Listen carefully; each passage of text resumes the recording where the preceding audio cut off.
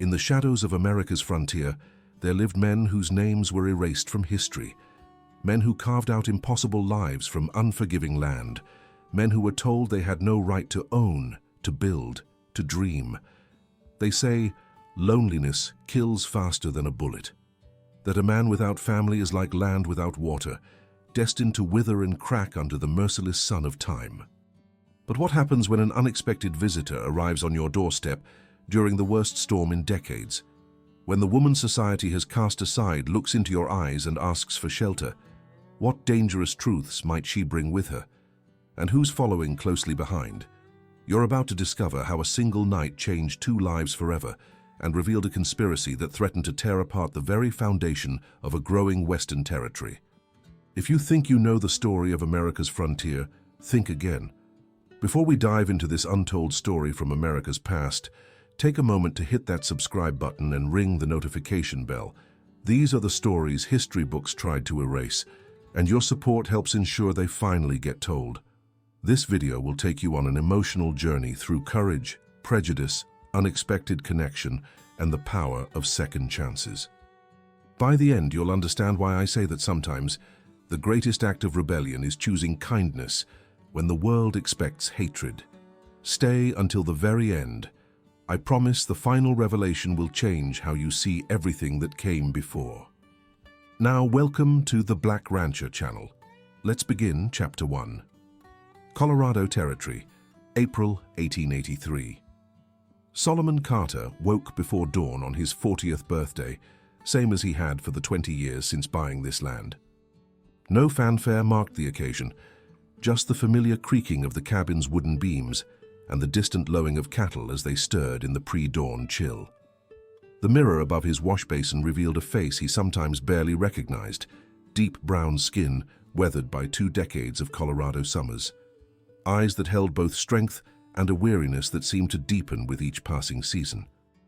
His broad shoulders and powerful frame remained strong, but silver threads now decorated his close-cropped hair and the beard he kept neatly trimmed.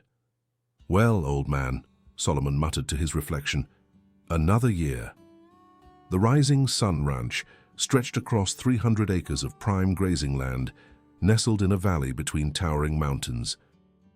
What had begun as 50 rocky acres purchased with money saved from years of buffalo soldiering had grown into one of the most productive cattle operations in the territory, though few would ever acknowledge it. Solomon pulled on his work clothes and moved through his morning routine with practiced efficiency. The large cabin he'd built himself felt particularly empty this morning. Its sturdy walls had never echoed with children's laughter or a wife's warm greeting. Just the solitary sounds of a man who'd chosen land and independence over the complications of family. Or perhaps, as he sometimes admitted in the darkest hours of night, family had chosen not to complicate itself with him. By mid-morning, Solomon had already mended a section of fence, checked on a pregnant heifer, and begun preparations for the small celebration he allowed himself each year. A special meal and a single glass of fine whiskey he ordered special from Denver. The sky darkened earlier than usual as storm clouds gathered over the mountains. Solomon glanced up, reading the warning in the way the wind shifted. This would be a bad one. He quickened his pace, bringing in extra firewood and securing loose items around the property. The first fat raindrops began to fall as he herded the closest cattle into the shelter of the barn. By the time he made it back to the cabin, the storm had arrived in full fury, driving rain mixed with sleet that stung his face as lightning split the darkened sky. Solomon removed his drenched coat and hat, hanging them by the fire he'd built earlier. He stoked the flames higher, knowing the night would bring a bitter chill. Outside, the wind howled like a living thing, rattling the windows and finding every tiny gap in the cabin's construction. His birthday meal would be simple: venison stew that had been simmering all day, cornbread baked in the cast-iron skillet, and perhaps that whiskey a bit earlier than planned. Solomon had just settled at his table when he heard it, almost lost beneath the storm's rage. A knocking at his door. He froze, listening.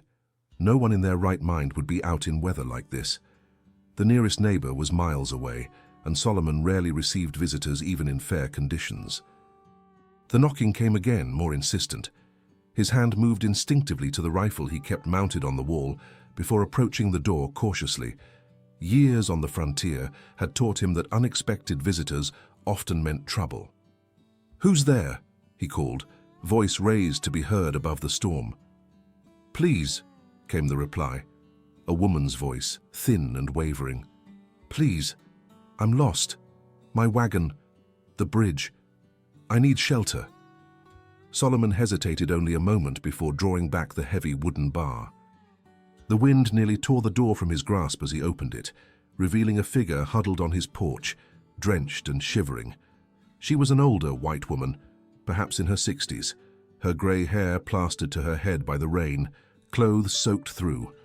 Her face was lined with age and what looked like years of hardship, but her eyes, bright blue even in the dim light, met his with a directness that took him aback. For a long moment, they simply stared at one another, this unlikely pair thrown together by circumstance. Then another gust of wind brought a fresh deluge of rain, and Solomon stepped back, gesturing her inside. "Thank you," she said, moving past him into the warmth of the cabin. "I thought I might die out there." Solomon secured the door against the storm before turning to study his unexpected guest. She stood dripping on his floor, looking both relieved and wary. "I'm Solomon Carter," he said finally. "This is my ranch." The woman seemed to gather herself, straightening despite her sodden clothes and obvious exhaustion. "Martha Ellison," she replied. "Widow Ellison, that is." She glanced around the cabin, taking in its simple but well-maintained interior. "I was trying to reach Willow Creek before nightfall. The bridge at Cottonwood Crossing has washed out." Solomon nodded. That bridge had always been precarious. "You're 10 miles off course, Mrs. Ellison, and in no condition to go anywhere tonight." He moved to the fire, adding another log. "You'll stay here until the storm passes." The woman, Martha, looked at him with an unreadable expression. A white woman alone in a black man's home was scandal enough to ruin them both in these parts. They both knew it. "I have little choice," she said finally, then added in a softer voice, "Thank you for your kindness, Mr. Carter." Something in Solomon's chest tightened at the simple acknowledgement. Kindness. As if offering basic human decency deserved special recognition. "You need dry clothes," he said, moving toward a trunk where he kept spare garments. "And food. I have stew." As Martha accepted the oversized shirt and trousers he offered and retreated behind a screen to change, Solomon added another setting to his table. His 40th birthday would not be spent alone after all. Neither could have guessed how this chance encounter would change everything, or that even as they settled in for the night, 3 riders were already on their way, following Martha's trail through the relentless storm. The stew steamed between them as Solomon poured 2 cups of coffee. Martha, nearly swallowed by his spare clothes but noticeably warmer, sat across from him at the rough-hewn table. Outside, the storm continued its assault, punctuated by thunderclaps that shook the cabin's foundations. "I haven't had a hot meal in 3 days, Martha admitted, accepting the bowl with hands that still trembled slightly. "This smells wonderful." Solomon nodded but said nothing, watching as she took her first spoonful. 20 years of solitude had left his social graces rusty at best. "You have a remarkable place here," Martha continued, glancing around the cabin. "Did you build it yourself?" "Every board," Solomon confirmed, breaking off a piece of cornbread. "Started with just a tent. Built this after the first winter nearly froze me solid." Martha smiled, a genuine expression that softened the weathered lines of her face. "My husband and I had a place half this size when we started out. Rain used to come right through the roof. I'd put pots everywhere and fall asleep to the sound of dripping." The mention of her husband created a natural opening, and Solomon found himself curious despite his usual reserve. "Your husband's been gone long?" Martha's eyes clouded. 3 years. Pneumonia took him after a particularly harsh winter. She set down her spoon. "That's why I'm traveling now, actually. Our farm in Nebraska. I couldn't manage it alone anymore." Solomon understood all too well the challenges of working land single-handed. "Where are you headed?" "My sister lives in Sacramento. She's been after me to join her since Thomas died." Martha sighed. "I finally gave in and sold everything. I'm too old to be stubborn anymore." A comfortable silence fell between them as they ate. Solomon found himself strangely at ease with this woman's presence in his home. Perhaps it was her age, or the straightforward way she spoke to him, not with the fearful deference or open hostility he typically encountered from white settlers. "And you, Mr. Carter?" Martha asked eventually. "Have you always been alone here?" The question pierced deeper than she could know.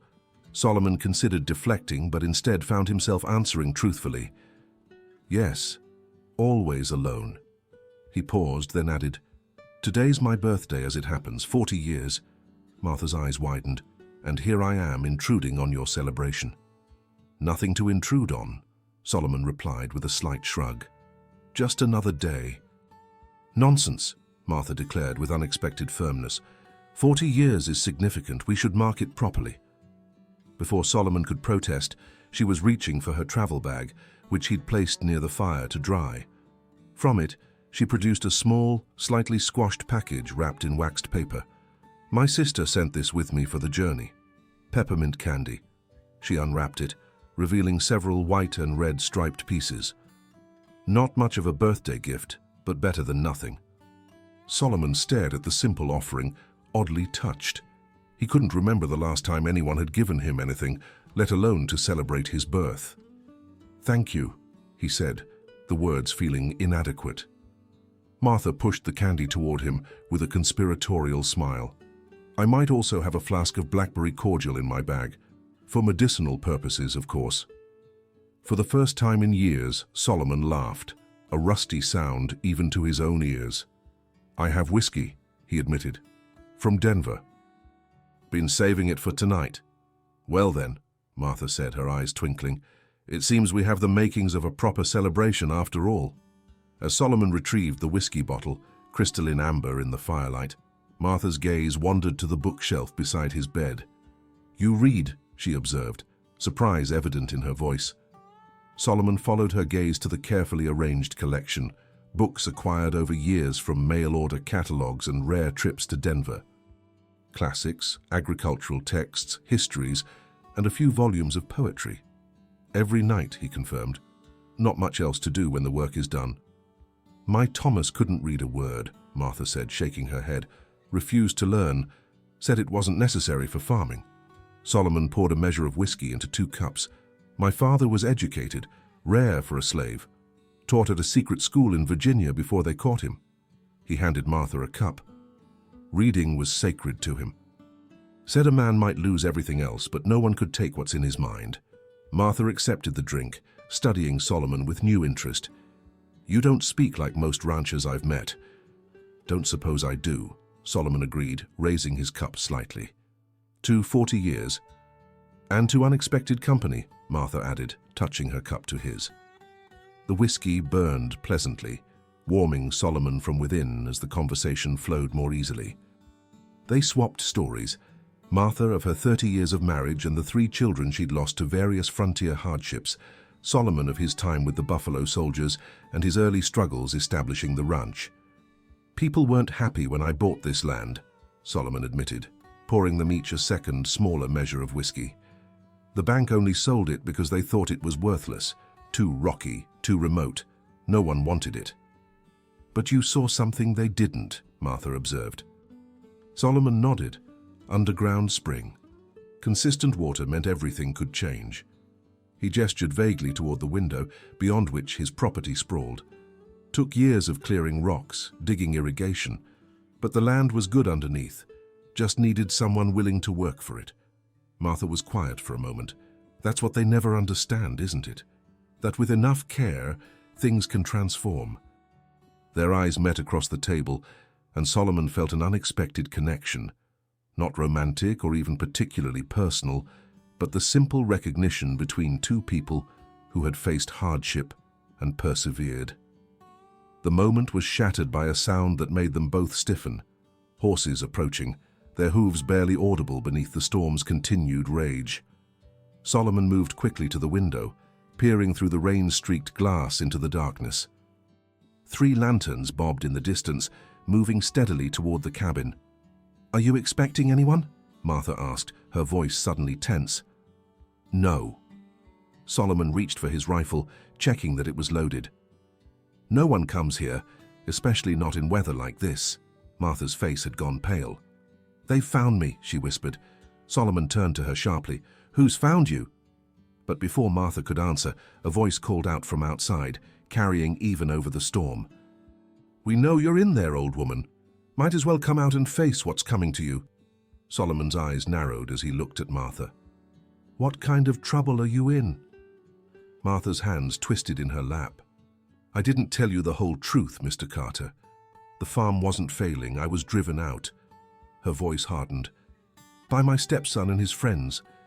They decided a widow had no right to land. That could be theirs." The riders were closer now. Solomon could make out 3 men, their faces obscured by rain-soaked hats and the darkness. "Mrs. Ellison," another voice, younger than the first. "You've got something that belongs to us. Don't make this harder than it needs to be." Solomon's jaw tightened. "What do they want?" "The deed to the farm," Martha said, her voice barely audible. "And the money from the sale. Thomas left everything to me, but his son from his first marriage never accepted it." Her eyes met Solomon's. "I'm sorry to bring this trouble to your door. I thought I'd lost them 2 days ago." Solomon considered his options. 3 armed men against 1. Bad odds, even with the home advantage. But something in him rebelled at the thought of handing this woman over to men who would chase her through a deadly storm. "Stay inside," he instructed, moving toward the door. "Away from the windows." "What are you going to do?" Martha asked, fear evident in her voice. Solomon checked his rifle one final time. "Going to have a conversation. If you're enjoying this story so far, take a quick second to hit that like button and drop a comment telling me your favorite part.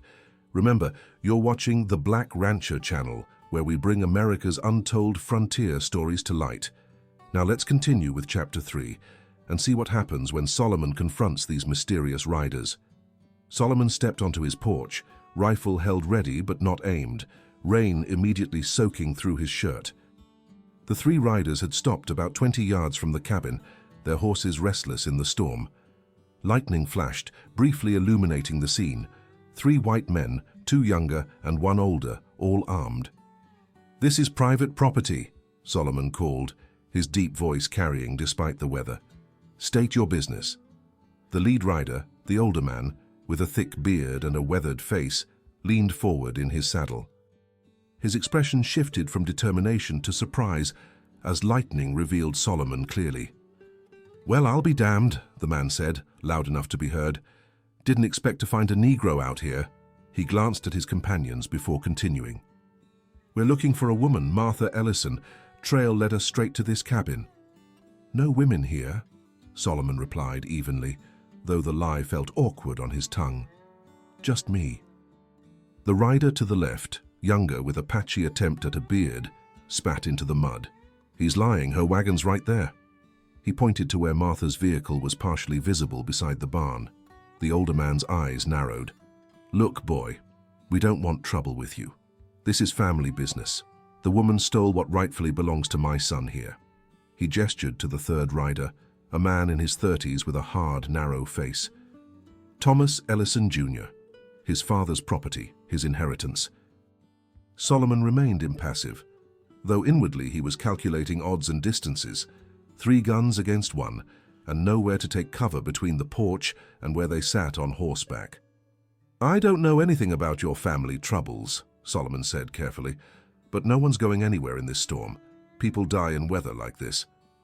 Thomas Jr. nudged his horse forward slightly. "You harboring a thief, boy?" The way he said boy made Solomon's jaw clench. "That's a dangerous game for someone like you." "I'm not a boy," Solomon said, his voice dangerously quiet. "I'm 40 years old today, and this is my land. You're trespassing." He adjusted his grip on the rifle. "Now, I'm offering you my barn for the night. You can sleep there, dry off, and we can sort this out in the morning when the storm's passed." The older man, clearly the leader, considered this, rain dripping from his hat brim. After a moment, he nodded. "Fair enough." "No sense dying in this mess." He looked at his companions. "We'll accept your hospitality, Mr. Carter, Solomon Carter. Carter, I'm James Whitley. This is my son-in-law Thomas Jr. and our friend Bill Deakins. Whitley gestured toward the barn. We'll take you up on that offer, but come first light, we'll be having a serious conversation about Martha Ellison. Solomon nodded once. Barn's open. There's a stove inside and plenty of dry hay. Keep your horses settled. He paused meaningfully. And stay out of my house until morning. The three men exchanged glances before nudging their horses toward the barn. Solomon watched until they disappeared inside before returning to the cabin, soaked once again. Martha stood near the table, her face ashen. I heard, she said quietly. James Whitley is my late husband's brother-in-law from his first marriage. He's been helping Thomas Jr. try to take the farm since the day after the funeral. Solomon bolted the door securely before placing his rifle back within easy reach. What really happened, Mrs. Ellison? Martha sank into a chair, suddenly looking every one of her years. Thomas left everything to me. The farm, our savings, everything. It was legal and proper. We'd built that place together over 30 years. Her hands trembled slightly. Thomas Jr. never accepted it. He was raised by his mother's family after she died, barely knew his father. But he decided he was entitled to everything. She looked up at Solomon, her eyes bright with unshed tears. They came 3 nights ago, said they'd found a buyer for the farm who'd pay cash. I'd already sold it. The deed and money are in my bag.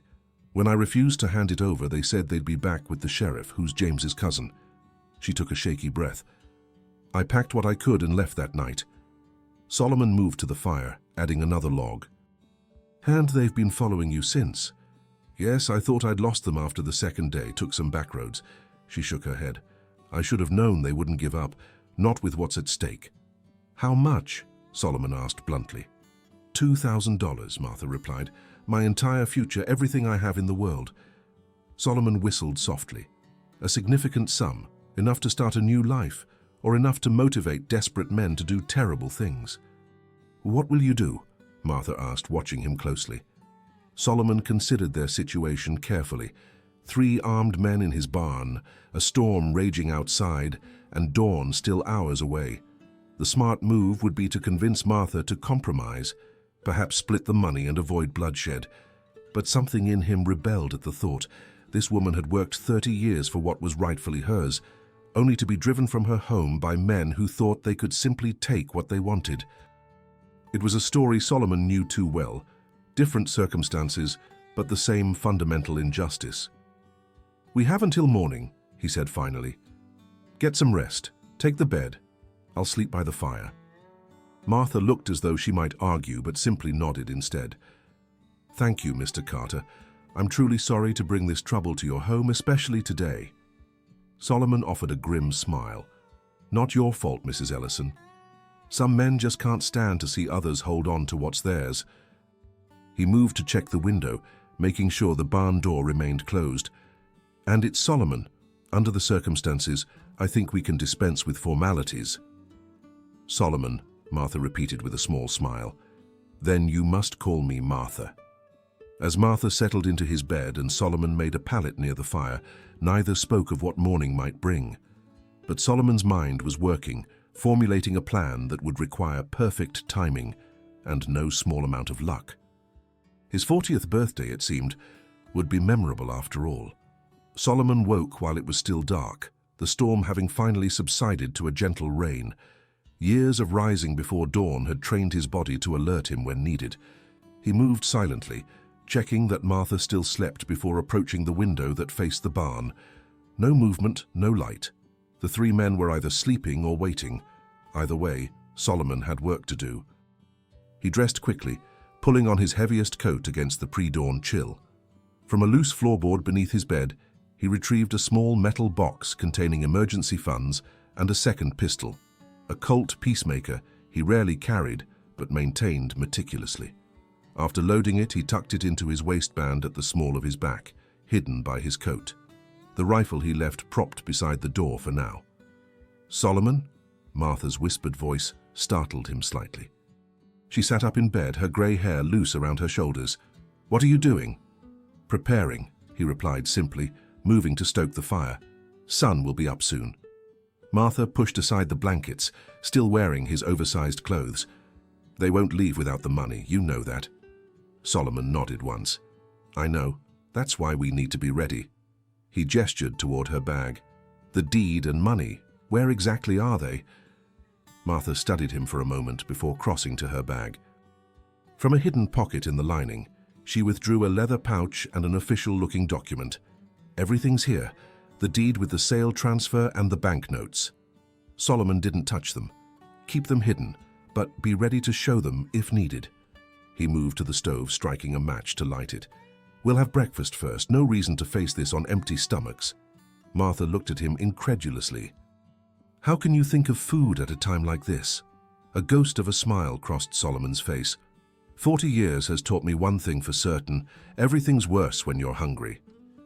As he prepared a simple meal of cornmeal mush with the last of some dried apples, Solomon laid out his plan. It was straightforward but risky, dependent on how desperate and how reasonable the three men might be. It won't work, Martha said when he'd finished explaining. Men like that don't compromise. Maybe not, Solomon acknowledged, setting 2 bowls on the table. But they're on my land now, that changes things. They ate in silence as the first grey light of dawn seeped through the windows. When they finished, Solomon cleared the dishes and checked his rifle one final time. Stay inside unless I call for you, he instructed Martha, no matter what you hear. Martha caught his arm before he could turn away. Her blue eyes were clear and direct. Why are you doing this, Solomon? This isn't your fight. Solomon considered the question seriously. 20 years ago, when I came to buy this land, the bank manager laughed in my face, said it wasn't for sale to my kind. I rode back every week for 3 months until he got so tired of seeing me, he finally sold it, thinking the land was worthless anyway. He glanced around the cabin he'd built with his own hands. Some things are worth fighting for, even when others think they aren't rightly yours. Martha's grip tightened briefly before she released him. Be careful. Solomon nodded once, then picked up his rifle and stepped out to meet the new day. The air was clean and cool after the storm, the rising sun painting the eastern sky in bands of pink and gold. Birds had resumed their morning chorus, and somewhere in the distance, cattle lowed. It would have been a beautiful morning under different circumstances. Solomon positioned himself on the porch, rifle held casually but ready, and waited. He didn't have to wait long. The barn door opened, and the 3 men emerged. They'd clearly slept poorly. Their clothes were rumpled and dark circles underlined their eyes, but their weapons were strapped on, and their expressions were determined as they approached the cabin. Morning, Carter, Whitley called, attempting a cordial tone that didn't reach his eyes. Appreciate the shelter, nasty storm. Solomon nodded once. Coffee's hot if you want some before you ride out. Thomas Jr. stepped forward, his hand hovering near his holster. We're not leaving without what's ours. Funny, Solomon replied evenly. Mrs. Ellison says the same thing about her property. The third man, Deakins, spat into the mud. Ain't her property. Woman can't own nothing without a husband. Law says differently, Solomon countered. And I've seen the deed. Whitley raised a hand, silencing his companions. Look, Carter, this is a family matter. You seem like a reasonable man. Just send Martha out with the money and papers and we'll be on our way. No trouble for you. Solomon leaned his rifle against the porch railing, a calculated risk, but one that made him appear more confident than he felt. I have a counteroffer. This clearly wasn't what they expected. Whitley's eyebrows rose. We're listening. Mrs. Ellison has worked that land alongside her husband for 30 years, Solomon said, his deep voice carrying in the morning stillness. The deed is legally hers, as is the money from the sale. That's not negotiable. Thomas Jr. made a disgusted sound, but Solomon continued before he could interject. However, I understand family ties. So here's what I propose. Mrs. Ellison will give you $300, enough to start fresh somewhere else. In exchange, you sign a paper acknowledging her rightful ownership and agreeing to leave her in peace. The offer hung in the air between them. $300 was a significant sum, more than a year's wages for most working men, but it was far less than the $2,000 Martha carried. That's insultingly low, Thomas Jr. snarled. My father built that farm from nothing. With Martha beside him every step, Solomon countered, and he chose to leave it to her. Whitley studied Solomon thoughtfully. 500, he countered, and we want it now, before we sign anything. Solomon had expected this negotiation. 400, and you sign first. A tense silence fell as Whitley considered the offer. Solomon could see the calculation in his eyes, the weighing of a guaranteed sum against the risk of taking everything by force. All right, Whitley finally agreed. 400 it is. Have Martha bring out the papers. Solomon remained outwardly calm, though tension coiled in his muscles. This was the most dangerous moment, the point where things could still go very wrong. Martha, he called over his shoulder, not taking his eyes off the three men. Bring the deed and writing materials. We're settling this properly. The cabin door opened, and Martha emerged, clutching her document pouch and a small writing kit. Her face was pale but composed as she moved to stand beside Solomon. James, she acknowledged Whitley coldly. Thomas. Thomas Jr. glared at her with undisguised hatred. You should have just given it up, Martha. Would have been easier for everyone. I earned my share, Martha replied, her voice steady. Something you wouldn't understand. Solomon intercepted before the exchange could escalate. Let's keep to business. Mrs. Ellison will draft a simple statement acknowledging your claim and agreeing to pay $400 in settlement. Martha sat at the small table Solomon had brought out to the porch and began writing. The three men watched impatiently, hands never straying far from their weapons. When she finished, she slid the paper toward Whitley. Read it carefully. Once you sign, this matter is closed forever.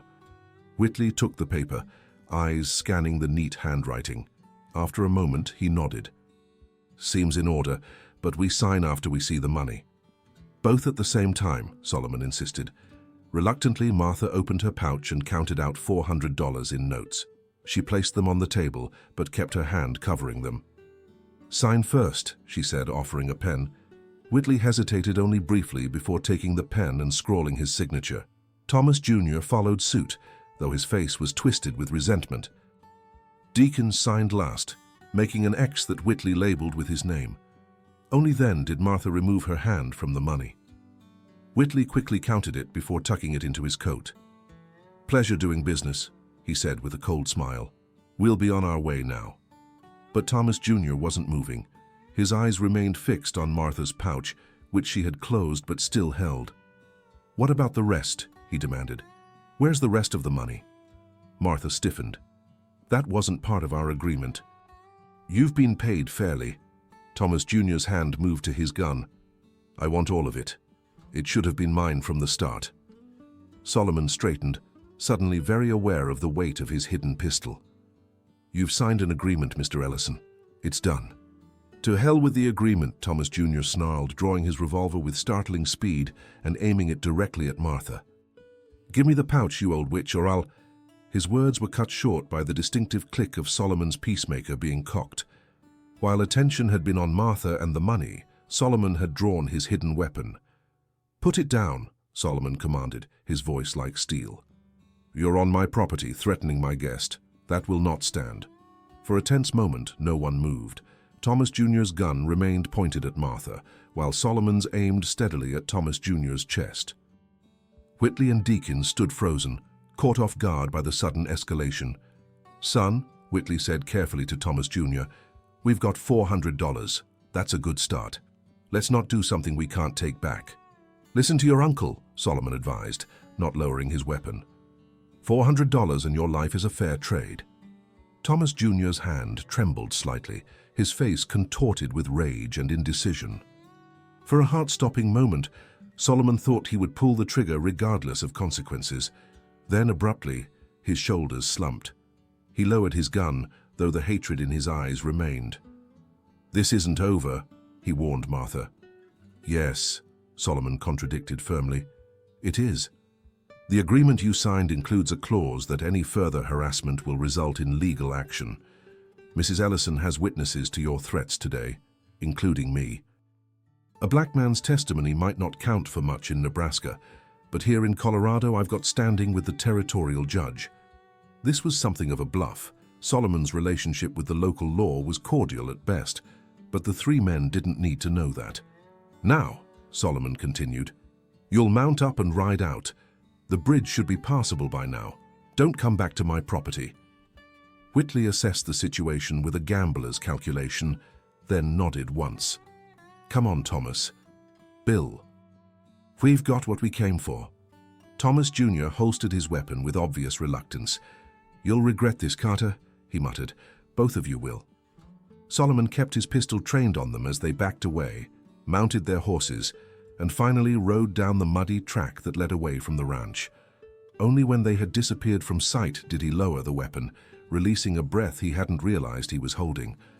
Martha's legs seemed to give out, and she sank into a chair. "Do you think they're really gone?" "For now," Solomon replied honestly, tucking the peacemaker into his belt. "Men like that don't forget easily, but they've got money in their pockets and a signed agreement that could cause them trouble. They'll think twice before coming back." Martha nodded, though worry still lined her face. "Thank you, Solomon. I don't know many men who would have stood up for a stranger like that." Solomon shrugged slightly, uncomfortable with the gratitude. "You're not exactly a stranger anymore, Martha." He glanced at the sun, now fully risen over the eastern mountains. "Let's get inside. I expect we both could use more coffee after that." Back in the cabin's warmth, Solomon stoked the fire while Martha prepared fresh coffee. A comfortable silence settled between them, the kind that comes after shared danger when words seem unnecessary. Finally, Martha spoke as she handed Solomon a steaming cup. "I should be moving on soon. My sister's expecting me, and I've imposed on your hospitality long enough." Solomon nodded, though he felt an unexpected reluctance at the thought of her departure. The cabin would seem emptier somehow after she left. "The roads will still be muddy," he observed. "Another day of rest wouldn't hurt you or your horses." Martha studied him over the rim of her cup. "Perhaps you're right, if you're sure it's no trouble." "No trouble," Solomon confirmed. Then, with a slight smile, "Besides, we never properly celebrated my birthday." Martha laughed, a warm, genuine sound that seemed to brighten the cabin. "You're right. Our celebration was rather dramatically interrupted." As the day progressed, they fell into an easy rhythm. Solomon tended to necessary ranch chores, while Martha insisted on cleaning the cabin and preparing a proper meal from his stores. By late afternoon, they were sitting on the porch, watching the sun begin its descent behind the western mountains. "It's beautiful here," Martha observed, her eyes taking in the sweeping valley with its grazing cattle, the distant forest line, and the mountains cradling it all. "Peaceful." Solomon nodded. "That's why I stayed. Even when things were hardest, there was always this." He gestured toward the view. "Land doesn't care what color the hands are that work it. It just responds to care." Martha was quiet for a moment. "Will you ever sell? Move somewhere more accepting?" It was a question Solomon had asked himself many times over the years. "No," he said finally. "This is home now. I built it. It's mine." The simple declaration contained decades of determination. As evening approached, Martha insisted on serving dinner at the newly cleaned table, complete with Solomon's best plates, which admittedly weren't much, and his one decent tablecloth, saved for special occasions. "To properly mark your 40th, she explained when he raised an eyebrow at the formality. The meal was simple but delicious: venison steaks, potatoes, and biscuits, with preserved peaches for dessert.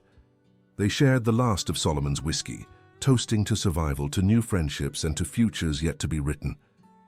As night fell, Solomon lit the lamps and found himself telling Martha stories he'd never shared with anyone, about his childhood in slavery, his father's secret school, his time with the Buffalo Soldiers, and the dream that had led him to this remote valley. Martha, in turn, spoke of her life with Thomas, their struggles and joys, the children they'd lost, the community that had embraced them and then turned its back when she was alone. "We're not so different, you and I," Martha observed as the hour grew late, "both outsiders in our own ways." Solomon nodded thoughtfully. "Both stubborn enough to hold on to what's ours." Martha's smile was tinged with sadness. "Yes, but to what end, Solomon? You've built all this. She gestured around them. But who will it go to when you're gone? Who will remember that a black man tamed this valley when everyone said he couldn't? The question struck a chord Solomon had long tried to ignore. His greatest achievement would likely die with him, remembered by no one, claimed by strangers who would never know or care about the blood and sweat that had made it possible. "I don't know," he admitted quietly. "Never found the right woman to build a family with, or perhaps never looked hard enough." Martha nodded in understanding. "It's not easy opening yourself to others after you've grown accustomed to solitude. I'm not sure I could do it again myself." A comfortable silence fell between them, punctuated only by the crackling of the fire. Outside, an owl called into the darkness. "I should head to bed," Martha said eventually, stifling a yawn. "It's been quite a day." Solomon nodded, rising to prepare his pallet by the fire as he had the night before, but Martha hesitated, her expression thoughtful. "Solomon," she said carefully, "I've been thinking about what happens next." He looked at her questioningly. "My sister in Sacramento, she's comfortable enough, but her house is small. She's offered me a place to stay, but—" Martha took a breath. "I've been independent too long to live under someone else's roof, following someone else's rules." Solomon nodded in understanding. "Hard to go back to that once you've known freedom." "Exactly." Martha's eyes met his directly. "With the money from the farm, I could start over somewhere, buy a small place of my own." "You should," Solomon agreed. "You've earned that right." Martha's hands twisted slightly in her lap. "The thing is, at my age, starting completely fresh is daunting. I know farming, but I'm not strong enough anymore to do it all alone." She paused. "What I really need is a partner, someone who understands the land, someone I can trust." Solomon went very still, suddenly aware of where this conversation might be heading. "Martha," he began, but she raised a hand to stop him. "Please, let me finish. I'm not proposing anything improper, but I've been thinking about your situation too. This ranch is more than one person can manage well, even someone as capable as you. You said yourself that you've had to let some fields go fallow because you can't work them alone." It was true. Despite his strength and determination, there were limits to what one man could accomplish. Parts of his land remained undeveloped simply because he lacked the hands to work them. "What are you suggesting?" Solomon asked carefully. Martha straightened, her expression becoming businesslike. "A partnership. I have capital to invest. We could hire help, expand your cattle operation, perhaps even start breeding those fine horses you mentioned. I have experience managing farm accounts and supplies." She hesitated. "We could live as neighbors. I could build a small house nearby, completely respectable." Solomon stared at her, taken aback by the unexpected proposal. "People would talk," he said finally. "A white woman and a black man in business together? They'd never accept it." "Let them talk," Martha replied, a spark of defiance in her eyes. "I'm too old to care what people think, and you never seemed much concerned with others' opinions yourself." It was true. Solomon had spent 20 years ignoring the whispers, the slights, the occasional threats. But this would be different. This would bring that hostility to his doorstep, to Martha's doorstep. "It wouldn't be easy," he warned. "Nothing worthwhile ever is." Martha's expression softened. "Think about it, Solomon." "You don't have to answer now. I won't leave for Sacramento for a few days at least until the roads improve." Solomon nodded, his mind already turning over the possibilities, both promising and dangerous, that her proposal presented. "I'll think on it," he promised.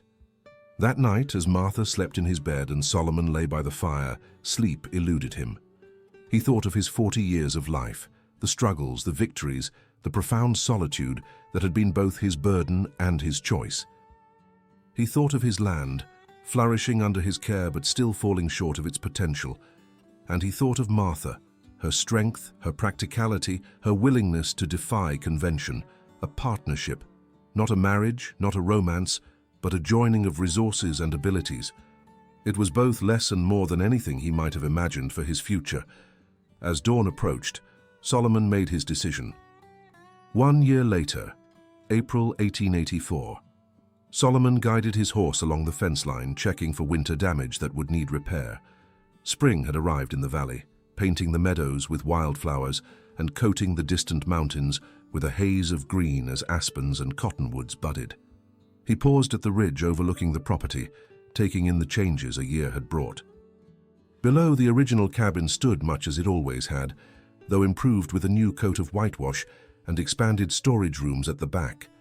50 yards away stood a smaller but equally sturdy structure, Martha's house, completed the previous fall before the first snows.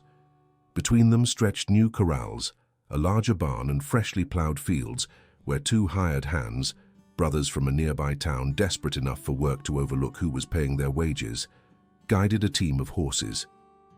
Beyond the immediate homestead, cattle grazed in numbers Solomon could never have managed alone, and in the special pasture near the creek, a small herd of quality horses, the beginning of the breeding program Martha had envisioned, grazed under the watchful eye of Luis Ortega, a Mexican horse trainer Martha had somehow convinced to join their enterprise. The Rising Sun Ranch was transforming, expanding, thriving. Solomon turned his horse toward home, and it was truly home now in a way it hadn't been before. As he approached, he saw Martha on her porch, shaking out a rug. She waved when she spotted him, and he raised a hand in return. Their arrangement had raised eyebrows as expected.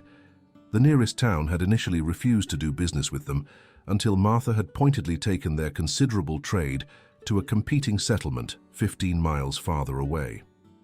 Economics had eventually trumped prejudice, though cold politeness was the best they could expect. There had been threats too, anonymous notes, occasional damage to fences, once a fire set in a distant haystack. But Solomon's reputation as a marksman and the presence of their workers had prevented anything more serious. And as the ranch prospered, bringing business to the region, even the hostility had gradually diminished to a simmer rather than a boil. Solomon dismounted in front of his cabin, where Martha was waiting with a cup of coffee. "Fence line?" she asked, handing him the steaming mug. "Mostly intact," he confirmed. "South section needs work. Winter was hard on it." Martha nodded, making a note in the small book she always carried. "I'll tell the Jenkins boys tomorrow." She glanced up with a smile. The mail came. That breeding pair of Morgans will arrive next week. Solomon felt a surge of satisfaction. The horse breeding program had been his dream for years, never quite within reach until Martha's capital and connections had made it possible. "And," Martha continued, a touch of excitement in her voice, "we received a letter from the Territorial Agricultural Fair. They've accepted our application to show livestock this year." Solomon raised an eyebrow in surprise. "They're allowing us to participate?" "Our cattle, at least," Martha clarified. "Whether they'll acknowledge who owns them is another matter, but it's a start." It was more than Solomon would have believed possible a year ago. To have their stock judged alongside white-owned ranches, to compete on equal footing, it was a small but significant step. "There's something else," Martha said, her expression turning more serious. "I received word from my sister. Thomas Jr. was killed in a saloon fight in Nebraska 2 months ago." She shook her head. "Can't say I'm surprised. He always had a temper." Solomon absorbed this news silently. The man had been their enemy, had threatened them both. Yet there was no satisfaction in hearing of his violent end. "Whitley?" he asked, referring to the uncle who had led the confrontation at his door a year ago. "Gone back east, apparently, with his share of our settlement." Martha's tone was matter-of-fact. "I don't think we need to worry about them anymore." Solomon nodded, relieved. One less shadow hanging over their enterprise. They moved to the bench Solomon had built between their two houses, a neutral territory where they often sat in the evenings, planning the ranch's operations or simply enjoying the valley's beauty. "I've been thinking," Martha said after a comfortable silence, "about the future." Solomon glanced at her. At 67, Martha remained remarkably vital, though the past year of ranch work had added new lines to her face and whitened her hair further. "We've made good progress," she continued, "but I'm not getting any younger. Neither are you, for that matter." This with a small, teasing smile. "We need to think beyond ourselves." Solomon understood immediately. Succession, Martha nodded. Exactly. Who takes over when we can't do this anymore? Who preserves what we've built? It was a question that had lingered at the edges of Solomon's thoughts, never fully addressed. His partnership with Martha had solved some problems, but created new considerations. I've been corresponding with my niece in Pennsylvania, Martha said carefully. Margaret. She's 28, widowed in the war, smart as a whip and restless where she is. She paused. She's asked if she might visit this summer, see the ranch. Solomon considered this. You think she might want to stay, take over eventually? I think she deserves the chance to decide, Martha replied. And we deserve to know if she's suited to this life. Solomon nodded slowly. Another woman, younger, potentially carrying their work forward. It made sense. There's something else, Martha added, her tone hesitant in a way it rarely was. Margaret has a son, James. He's 8 now. Solomon went very still.